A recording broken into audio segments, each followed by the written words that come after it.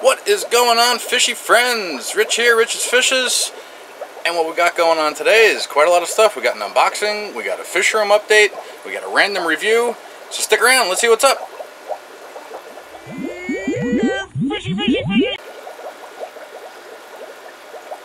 Alright guys, so first things first, let me welcome all my new subscribers. And I want to let you guys know about a special I'm running right now. For this week and this week only, you can hit that subscribe button down there for free. So do me a favor and go ahead and do that. So let's see what's up in the fish room. First things first, we got some spawning activity from the rams. I haven't been able to film all this, but it has happened quite a few times. I've had up to 3 sets of eggs at one time in this tank since I added these new rams in here that I got from Coral Bandit. Got home from work today, actually got an update from my wife earlier, and was told that there are at least 2 sets of eggs, and she is absolutely correct. There's one set over here in the flower pot that they don't want to focus on, and a second set back there on that piece of slate. Now, of the various spawns that I've had in the past couple of weeks since having this fish, I have not made it very far. The eggs have been gobbled up. I was planning on potentially artificially rearing this next set that I got. I'm not so sure if I'm going to go ahead and do that, simply because I got to go drill and tap another airline drop before I could do that, and I just don't know if I'm going to have time to accomplish that tonight. But we'll see if we can get to that, and maybe I can film that as I go. Red covers are doing good. They're chowing down on some freeze-dried Australian bloodworms right now. Blackworms, bloodworms, I don't know why, I can never remember what it is. Popped off the glass, and they will slowly but surely eat that. These two eat incredibly slow. I've always been concerned about them, that maybe they have no appetite. They do eat, they just eat slowly, and I'm not exactly sure why. Juvenile tiger turks are looking good.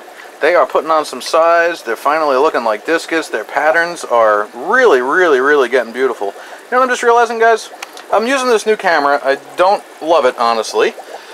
Let me know if the image quality looks different. I don't know if I'm being too nitpicky, but I don't think the quality looks so good, and I'm quite upset because I've bought a couple of accessories and stuff for this camera already that, you know, I probably can't return all this stuff. And it's supposed to be a pretty decent camera. It's a Canon, you know, camcorder, for lack of a better term.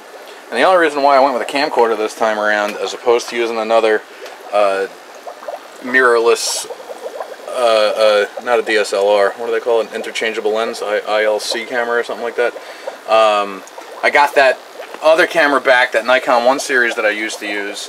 I got it back from Nikon, who did a repair on that lens. Well, that's a lie, I didn't get the camera back, I got the lens back, because I sent the lens in for repair. And that came back, and I do love that camera, but since it is not a standalone video camera, it does have some problems with video in that the camera ends up overheating after a little while. It's hot down here in my fish room to begin with. I don't know if, well, sure I know, I'm sure if I was using the camera in different conditions it might not overheat so easily. But because of that, I thought maybe a standalone video camera was the right choice. So I picked this thing up, relatively cheap from Canon directly, and I just don't love it. Thought it was glowfish tank. Threw a couple of new fish in here the other day. There was a sale at Pet Smart, Petco, Pet something or other, and my little girl loves these fish, so we grabbed a couple of more of them. Got a couple more decorations, let her escape it. Everything looks good in there. The red cherry shrimp are doing really well up here. The glass is a little bit dirty. That lone black skirt tetra is still hanging out back there by himself. I'm going off on tangents. I started talking about the camera because I'm just realizing I'm not using the new microphone that I bought. I bought a new lapel microphone, a lavalier microphone, I think they call it. And it's another thing that I'm not 100% thrilled with. I don't know if the audio sounded any better using that mic. As a matter of fact, I think it might have sounded worse. So a lot of debris and stuff floating around in this tank. It's not a true Blackwater setup or anything, but I did throw some Indian almond leaves in there. There is a dirt substrate underneath the sand, even though I don't have much in the way of plants except for that tiny sword. But the Apistogramma honksloy are doing pretty good. There's one of the females. I'm not sure if that's the same female I was focusing on a couple of seconds ago inside of the cave. Where's the male? I just saw the male a minute ago. I don't know if I was getting him on camera while I was futzing around and fiddling and fuddling. But overall, they seem like they're doing pretty well. So besides the rams in here that have been spawning, there's the 3 rams that I have in this tank. These are the 3, well, these are 3 rams I've had in the fish room for quite a while. They're pretty large as far as rams go. I've never personally kept rams that have gotten this large. But these are the three I've talked about in past videos, where I had separated a male and a female that I thought were a pair, and then I had a lonely male in another tank by himself. Then once I put these three fish together, it turns out the male and female that I had picked to put together were just not compatible, and the lonely male ended up pairing off with the female, and I believe that's those two over here. And they spawned for me the other day for the very first time. And they're all buddy-buddy right now, hanging out with each other. So I wouldn't be surprised if we get another spawning soon, and they tend to gravitate towards that flat rock right there. Rams like to spawn on a flat surface, like a flat rock, the flat bottom of a tank, the bottom of a clay flower pot, like that one. And what they'll also do is they'll also sometimes dig pits. See how there's a pit right there in the sand, and then another pit over here in the corner? Presumably, I didn't see it happening, but presumably that was dug out by a female that was potentially getting ready to spawn. There's a female right now checking out that cave. It's possible that she is getting ready to spawn. So that's why I choose things like these flat clay flower pot bases, and the flower pots on their sides, and all these flat slate stones and things like that, because typically that's what rams like to use for breeding purposes. So what else? I'm walking around here with no plan today, kind of randomly talking off the cuff. Had a couple of ideas. We'll see where things go. These discus are doing pretty good. They're in the 38-gallon tank that used to be around the corner that I now moved over here. They're right at the front of the tank, so the light's not hitting them. But these guys are doing well. They were from that original group of 4 I had a while back. I have 3 left, and the third one is over in a quarantine tank by itself. That's the fish that's had the gill issue for the longest time. This fish has gotten no better and no worse. And as you might have seen in my last unboxing video, I got some erythromycin. Geez, I cannot say that word. Erythromycin. And General Kieran started treating that tank. I will probably go ahead and treat every single tank in the room sooner or later. There goes the male epistogramma, and he's swimming away. It's a beautiful fish. I just haven't been able to capture him on footage yet. We'll see if we can't find that another time. Now we come over here to this side of the fish room. The overgrown 72 bow front is what it always is. Overgrown. And right now I'm not doing anything to care for it because of my plans to expand and upgrade in the fish room in the near future, which is going to require breaking down everything on this wall, which I'm not so happy about, including this 20 long that I've neglected forever and ever and ever, with the plants growing up and out of the tank. I don't know if I've ever shown the flowers that grow on this plant. This is some sort of hygrophila. I forget exactly what kind it was. But once it grows up and out of the water, the terrestrial version of the plant gets some purple flowers, which I don't think are showing up on the camera. And it makes a big mess, and I shouldn't let it get out of hand like this, but there's no fish in the tank currently. And I'm too busy doing other things to worry about taking care of a tank that has no fish right now. But it's only going to make my job harder later on. Same goes over here with the Planet 55. I'm in dire need of a trim. The red tiger lotus is going crazy again. A lot of people had always asked how I keep that red tiger lotus so trim and compact. Well, here's the problem. When I let it go and stop trimming it every once in a while, what I do is I cut back the long leaves. Any leaves that reach the surface, I cut back down to the stem. And then the new leaves stay rather low, and the older leaves don't grow too high.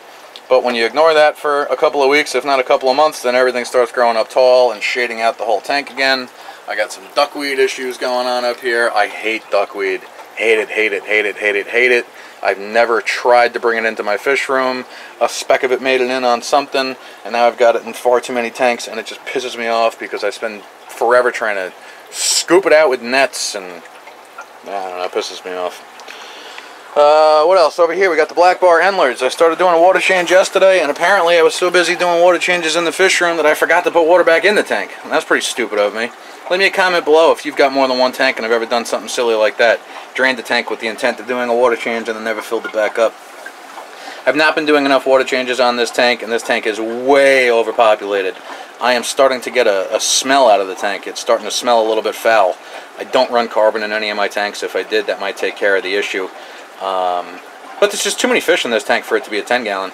Well, too many fish in a 10-gallon tank. So I got to start splitting some of these guys up before I end up losing the whole colony. This is an epistogramma. This was supposedly the epistogramma cockatoides triple red. This was one of those 6 juveniles, in quotes, that I would have called fry that I got from Ted Judy a while back.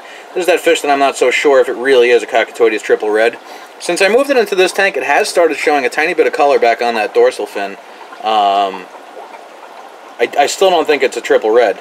If anything, it might end up being an orange flash, but I'm not even 100% sure it's a Cockatoides, so I don't know what's up with that. Then up here I got those Trifasciata, and it's another tank I've been neglecting, and there's only one fish left in this tank, and it just looks abysmal. I don't know, maybe I'll combine the one Trifasciata that's up here hiding somewhere with that Cockatoides. I've never combined different species of Epistogramma, and I'm not so sure if that's a decent idea or not. I wonder. I gotta do some research and think about that. What else? Alright, so the newest craze on YouTube, at least in the fish keeping community, is this new random review challenge. And I got challenged by Danny from Danny's Aquariums, who I think is in... Oh man, sorry Danny, I'm not sure for sure. I'm not sure for sure? I'm not positive where you live. I know it's not in the US. I want to say it's Netherlands, perhaps? Well, anyway, Danny seems like a young kid with a pretty cool channel, and he nominated me for this random review challenge. So, what am I going to randomly review? You know what I'm going to randomly review? The unsung hero of the fish room. The net. I've got plenty of nets. Tons of nets. Here's the first net I grabbed. It's one of my larger nets. It's a 6-inch net. I'm not sure what size this thing is. Let's see if we can't find out. The net itself, it's a 10-inch net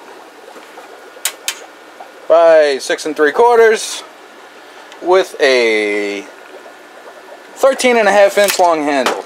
Now, everybody might be saying, Rich, why the hell are you going to review a net? Why? Because it's a random review. It's the first thing I saw, and I use a net for quite a lot of things. I use a net for scooping duckweed out of tanks. Like I just said, I hate the stuff, so I try to scoop it out of my tanks.